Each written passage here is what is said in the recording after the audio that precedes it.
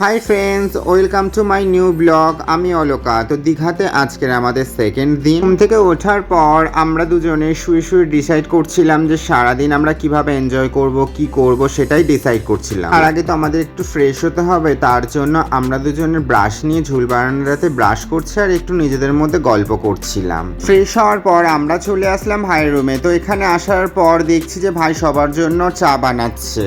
চা বানানোর সময় ও তো পাগল হয়ে যাচ্ছিল, কারণ ও কেউ চাইছিল লিকার চা, আবার কেউ চাইছিল দুধ চা। তো ও সবার পছন্দ অনুযায়ী চা বানিয়ে দিয়েছিল। তো সকালবেলা সবাই একসাথে বসে চা খাওয়ার পর মাইন্ডটাকে ফ্রেশ করে ডিসাইড করা হচ্ছিল যে আজকে লাঞ্চে আমরা কি খাবো। তো যেই ভাবনা সেই কাজ। তো তারপর আমরা রেডি হয়ে বেরিয়ে পড়লাম বাজারের দিকে। তো বাজারটা আজকের আমাদের কাছে ভীষণ স্পেশাল। আমরা একসাথে বেরিয়েছি আর সবার পছন্দের জিনিসই নেওয়া হবে। ফাইনালি তোমরা দেখতে পাচ্ছ আমরা বাজারে চলে এসেছি। তো বাজারে চলে আসার পর আমরা মাছ নেব বলে ফার্স্ট মাছের বাজারের দিকেই চলে গেলাম। আমরা এখানে দেখতে পাচ্ছ অনেক রকম ভ্যারাইটিসেরই মাছ এখানে পাওয়া যায়।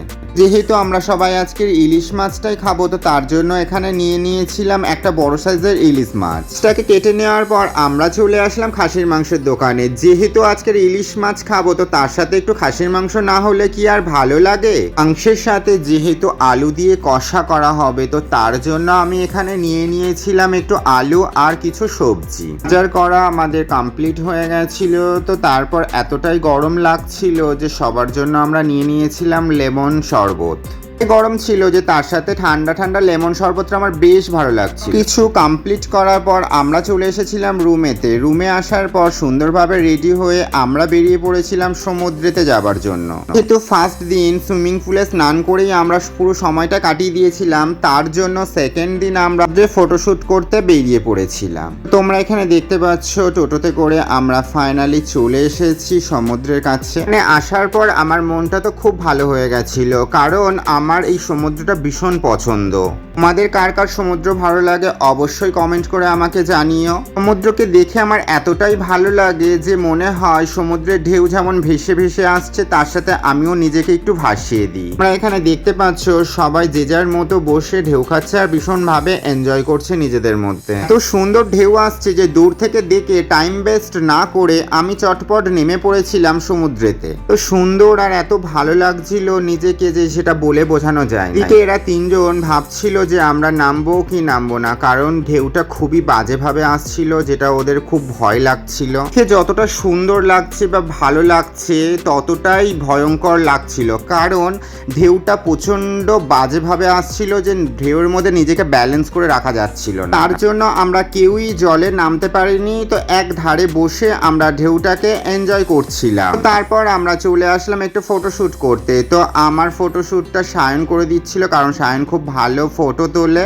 সুন্দরভাবে এখানে পোজ দিচ্ছিলাম আর সায়ন আমার ফটোগুলো তুলে দিচ্ছিল। তো তার মধ্যে হঠাৎ করে এমন একটা ঢেউ এসেছিল যে আমাকে পুরো ভিজিয়ে দিয়েছে। এখানে দেখতে পাচ্ছ আমি পুরোটাই ভিজে গেছিলাম। তো সেইভাবে আমার আর ফটোশুট করা হয়নি। তো মনটা খারাপ করে আমি উঠে পড়েছিলাম যে আমি আর ফটো তুলবো না, আমি আবার রুমে যাবো। মনটা খারাপ করে আমি ঘরে বসেছিলাম। তো ভাই বললো মন না খারাপ করে চল পুলেতে একটু স্নান করি, মনটা ভালো হয়ে যাবে। মনটা ভালো করার জন্য আমরা আবার তিনজন চলে আসলাম পুলেতে স্নান করতে। সবাই আমরা একে একে পুলের মধ্যে নেমে গেছিলাম। পুলটা পুরো ফাঁকাই ছিল। আগের দিন যেমন খুব গ্যাদারিং ছিল, তো আজকের ওরকম ভিড় ছিল না, তার জন্য আমার আরো বেশি ভালো লাগছিল।